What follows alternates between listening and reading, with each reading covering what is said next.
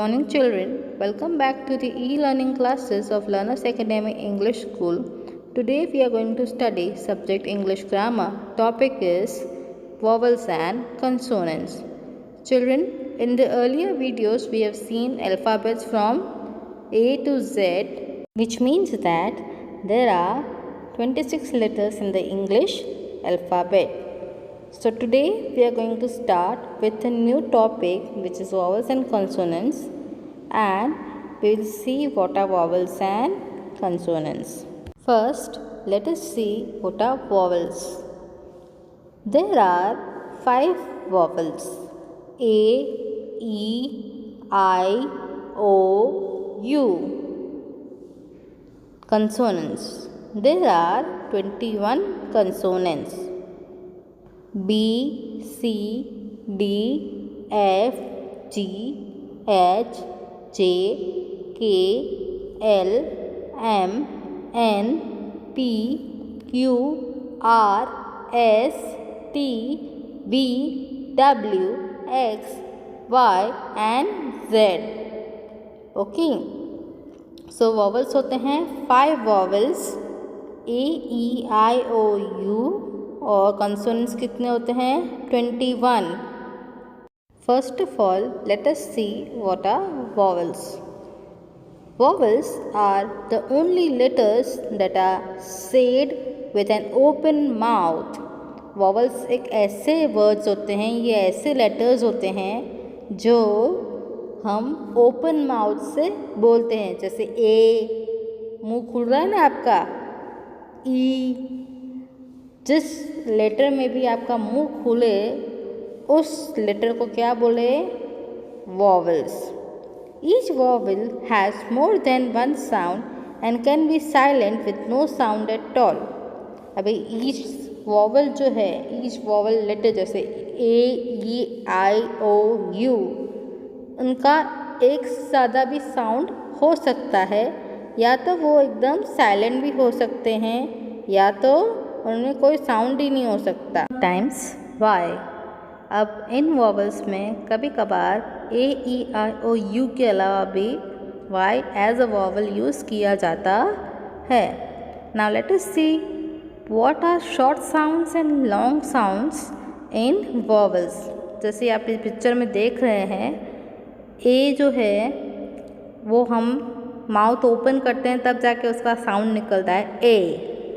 तो अब इसमें शॉर्ट एप्पल, एप्पल हम बोलेंगे तो वो एकदम धीरे से हमने बोला एप्पल.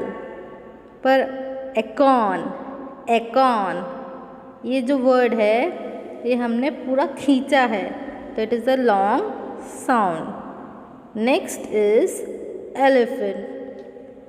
ई फॉर एलिफेंट, ये हमने शॉर्ट साउंड से बोला. अब उसका नेक्स्ट देखें, E फॉर ईगल. अब जब ईगल बोल रहे हैं तो एकदम लाउड साउंड जा रहा है, और जब एलिफेंट बोल रहे हैं तो एकदम शॉर्ट साउंड जाएगा. Next is I, igloo.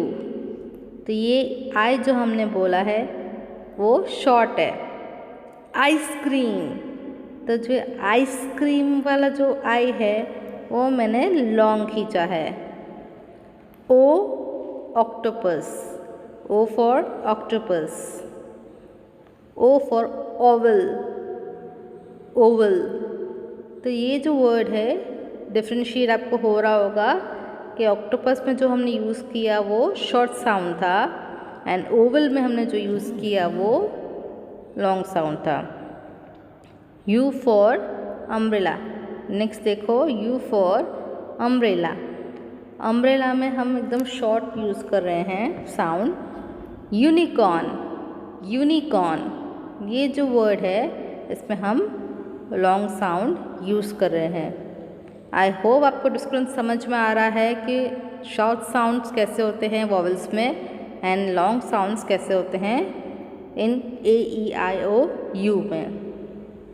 Now moving on to the next topic is consonants. Now let us see what are consonants and what is the meaning of that consonants. Consonants are any letters of the alphabets that are not vowels A, E, I, O, U. अब consonants ऐसे letters हैं alphabets के जो A, E, I, O, U मतलब waffles नहीं हैं। तो ये जो लेटर्स है वो सारे 21 लेटर्स है जो हमने स्टार्टिंग में देखे थे, फ्रॉम B से लेके till Z, including Y also. Y can be used as a consonant also and it can be used as a vowel also. You use your lips or tongue to say consonant sounds. अब हम क्या करते हैं, हम हमारे lips का या फिर हमारे टंग का यूज़ करते हैं जब हम कंसोनेंट साउंड्स के बारे में बोलते हैं। फॉर एग्ज़ाम्पल बी बोलेंगे तो आपके लिप्स से ना वो टच होंगे एक दूसरे को। देन डी में भी आपके लिप्स टच हो रहे हैं। F, G, H, J, K, L, ये सारे अल्फ़ाबेट्स में आपको अपने लिप्स या अपने टंग को यूज़ करके साउंड समझ में आ रहा होगा, है ना। Now let us see some of the examples consonant sounds. B for ball, C for cat, D for dog, F for fox, G for grapes, H for house, J for jet, K for key, L for lion, M for mouse, N for net, P for pie, Q for queen, R for rope, S for star, T for turtle, V for volcano, W for witch, X for xylophone, Y for yak and Z for zebra. ये सारे जो words हैं, जो 21 letters हैं English alphabet के, ये consonant sound से from B से लेके Z. All right. And A E I O U वो क्या होता है, वो वॉवल्स होता है। नाउ लेट अस सी कि किसके आगे क्या हमें यूज़ करना है। Now let us see this picture. ये वर्ड्स हैं from A to Z, the 26 letters in the English alphabet. अब इनमें वॉवल्स कौन से हैं, ए ई आई ओ यू, ये वॉवल्स है। अब इनके आगे जब भी ये कोई वर्ड होता है, जैसे एप्पल है या ईगल है या इग्लू है या ऑक्टोपस है या अम्ब्रेला है, तो इन सब के आगे क्या लगेगा, an. An apple, an elephant, an igloo, an orange, an umbrella, ये सारे एन में आते हैं। ठीक है, इन सारे वर्ड्स के आगे, इन सारे लेटर्स के आगे आपको एन लगाना कंपलसरी है, that is A an an. Okay, अब दूसरी साइड देखें तो कंसोनेंट्स। अब कंसोनेंट्स में जिसका भी साउंड आ रहा हो, ए ई आई ओ यू, मतलब जैसे यहाँ पे एग्जाम्पल दिया गया है ऑनेस्ट।